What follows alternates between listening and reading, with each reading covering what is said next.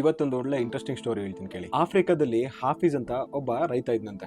ಅವನು ಒಂದ್ ಸಣ್ಣ ಫಾರ್ಮ್ ಇಟ್ಕೊಂಡು ಆ ಫಾರ್ಮ್ ಅಲ್ಲಿ ಒಂಟೆ ಕುರಿಗಳನ್ನೆಲ್ಲ ಸಾಕೊಂಡು ಹ್ಯಾಪಿ ಆಗಿದ್ನಂತೆ. ಆ ರೈತ ಜೀವನದಲ್ಲಿ ಸ್ಯಾಟಿಸ್ಫೈಡ್ ಆಗಿದ್ದ. ಸೊ ಮೇ ಬಿ ಅದಕ್ಕೆ ಅನ್ಸುತ್ತೆ ಅವನು ಹ್ಯಾಪಿ ಆಗಿದ್ದ. ಹೀಗಿರ್ಬೇಕಾದ್ರೆ ಒಂದಿನ ಒಬ್ಬ ವೈಸ್ ಮ್ಯಾನ್ ಅವ್ರ ಮನೆಗೆ ಬಂದು, ನಮ್ ಭೂಮಿಲಿ ಡೈಮಂಡ್ಸ್ ಗಳು ಸಿಗುತ್ತವೆ, ನಿನ್ನ ಹತ್ರ ಒಂದ್ ತಮ್ ಸೈಜ್ ಅಷ್ಟು ಡೈಮಂಡ್ ಇದ್ರೆ ನೀನ್ ಈ ಊರ್ನೇ ಪರ್ಚೇಸ್ ಮಾಡಬಹುದು, ಅದೇ ನಿನ್ನ ಹತ್ರ ಒಂದು ಅಂಗೈಯಷ್ಟು ಡೈಮಂಡ್ ಇದ್ರೆ ನೀನ್ ಈ ದೇಶನೇ ಪರ್ಚೇಸ್ ಮಾಡಬಹುದು ಅಂತ ಹೇಳ್ಬಿಟ್ಟು ಅಲ್ಲಿಂದ ಹೋಗ್ಬಿಡ್ತಾನಂತೆ. ಇಷ್ಟು ದಿನ ತನ್ನ ಲೈಫ್ ಇಂದ ಹ್ಯಾಪಿ ಆಗಿದ್ದಂತ ಹಾಫೀಸ್ ಅವತ್ ರಾತ್ರಿ ನಿದ್ರೆ ಮಾಡಲ್ಲ. ಸಡನ್ ಆಗಿ ಅವನಿಗೆ ಅವ್ನ ಲೈಫ್ ಅಲ್ಲೇ ಸ್ಯಾಟಿಸ್ಫ್ಯಾಕ್ಷನ್ ಅನ್ನೋದೇ ಮಿಸ್ ಆಯ್ತು. ಸೊ ನೆಕ್ಸ್ಟ್ ದಿನ ಮಾರ್ನಿಂಗ್ ಅವ್ನು ಏನ್ ಮಾಡ್ತಾನೆ, ತನ್ನ ಫಾರ್ಮ್ಸ್ ನೆಲ್ಲಂದೂ ಸೇಲ್ ಮಾಡ್ಬಿಟ್ಟು ಡೈಮಂಡ್ ನ ಹೊಡ್ಕೊಂಡು ಹೊರಟ್ಬಿಡ್ತಾನೆ. ಹೀಗೆ ಹೋಗ್ತಾ ಹೋಗ್ತಾ ಅವ್ನ ಊರೆಲ್ಲ ಹುಡುಕ್ತಾನೆ, ಅವನಿಗೆ ಡೈಮಂಡ್ ಸಿಗೋದಿಲ್ಲ. ಅವ್ನ ದೇಶ ಎಲ್ಲ ಹುಡುಕ್ತಾನೆ, ಆದ್ರೂ ಅವನಿಗೆ ಡೈಮಂಡ್ ಸಿಗೋದಿಲ್ಲ. ಕೊನೆಗೆ ತನ್ನ ಇಡೀ ಆಫ್ರಿಕಾ ಖಂಡೆಲ್ಲ ಹುಡುಕ್ತಾನೆ, ಆದ್ರೂ ಅವನಿಗೆ ಡೈಮಂಡ್ ಸಿಗೋದಿಲ್ಲ. ಈ ಟೈಮಿಗೆ ಆಗ್ಲೇನೆ ಒಂದ್ ಹೆಚ್ಚು ಕಡಿಮೆ 7-8 ತಿಂಗಳು ಆಗಿ ಹೋಗಿರುತ್ತೆ. ಅವನ ಹತ್ರ ಇದ್ದಿದ್ದು ದುಡ್ಡಾಗ್ಲಿ, ಅವನ ಎನರ್ಜಿ ಆಗ್ಲಿ, ಅವನ ಮೊರಾಲಿಟಿ ಆಗ್ಲಿ ಎಲ್ಲದೂ ಡೌನ್ ಆಗಿ ಇದರಿಂದ ಬೇಸತ್ತೋಗಿದ್ದಂತ ಹಾಫೀಸ್ ಮತ್ತೆ ವಾಪಸ್ ಮನೆಗೆ ಹೋಗೋದಕ್ಕೆ ಮನ್ಸಿಲ್ದೇನೆ ಅಲ್ಲೇ ಒಂದ್ ನದಿಗೆ ಹಾರಿ ಸೂಸೈಡ್ ಕಮಿಟ್ ಮಾಡ್ಕೊಳ್ತಾನೆ. ಬ್ಯಾಕ್ ಇನ್ ಫಾರ್ಮ್ ಯಾರು ಇವನ ಫಾರ್ಮ್ ನೆಲ್ಲ ತಗೊಂಡಿದ್ನಲ್ಲ, ಅವನು ಅಲ್ಲಿರುವಂತ ಒಂಟೆಗಳಿಗೆ ಆ ಫಾರ್ಮ್ ಇಂದ ಬರ್ತಾ ಇರುವಂತ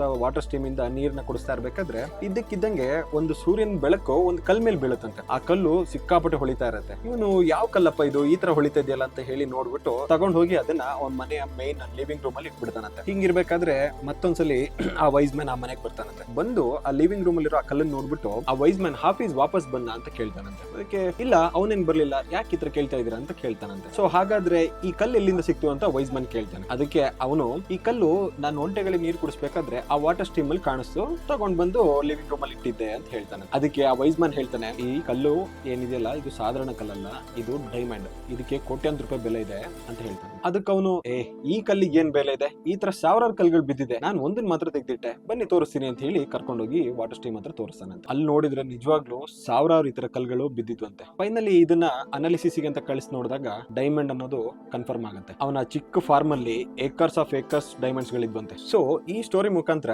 ನಮಗೆ ಎರಡು ಮಾರಲ್ ಸಿಗುತ್ತೆ. ಒಂದ್ ಏನಂತ ಹೇಳಿದ್ರೆ, ಡಿ.ವಿ.ಜಿ ಅವ್ರು ಹೇಳೋ ತರ, ಇರುವ ಭಾಗ್ಯವನ್ನೆನೆದು ಬಾರದೆಂಬುದನ್ನು ಬಿಡು, ಹರ್ಷಕ್ಕಿದೆ ದಾರಿ. ತನ್ನ ಹತ್ರ ಏನಿದೆಯೋ ಅಷ್ಟರಲ್ಲೇ ಮನುಷ್ಯ ಹ್ಯಾಪಿ ಆಗಿರ್ಬೋದು, ಆದ್ರೆ ಮನುಷ್ಯ ಆತರ ಮಾಡೋದಿಲ್ಲ. ಮನುಷ್ಯನ ಹತ್ರ ಇಷ್ಟಿದ್ರೆ ಇಷ್ಟು ಬೇಕು, ಇಷ್ಟಿದ್ರೆ ಇಷ್ಟು ಬೇಕು, ಅಷ್ಟಿದ್ರೆ ಇನ್ನಷ್ಟು ಬೇಕು. ಮನುಷ್ಯನ ಆಸೆಗೆ ಕೊನೆನೇ ಇಲ್ಲ. ಈ ಸ್ಟೋರಿಯ ಇನ್ನೊಂದು ಮಾರಲ್ ಏನಪ್ಪಾ ಅಂತ ಹೇಳಿದ್ರೆ, ಆಪರ್ಚುನಿಟೀಸ್ ಅನ್ನೋದೇನಿದೆಯಲ್ಲ ನಮ್ ಕಾಲ್ ಕೆಳಗಡೆನೆ ಇರುತ್ತೆ, ಬಟ್ ನಾವ್ ಎಷ್ಟು ದಡ್ರಾಗಿರ್ತೀವಿ ಅಂತ ಹೇಳಿದ್ರೆ ಅದನ್ನ ರೆಕಗ್ನೈಸ್ ಮಾಡೋ ಎಬಿಲಿಟಿನೇ ಇರಲ್ಲ ನಮಗೆ. ಸೊ ರೈಟ್ ಟೈಮಿಗೆ ರೈಟ್ ಆಪರ್ಚುನಿಟಿ ಇದ್ದಾಗ ರೈಟ್ ಡಿಸಿಷನ್ಸ್ ನ ತಗೊಳ್ಳಿ, ಆಪರ್ಚುನಿಟಿನ ಯುಟಿಲೈಸ್ ಮಾಡಿ.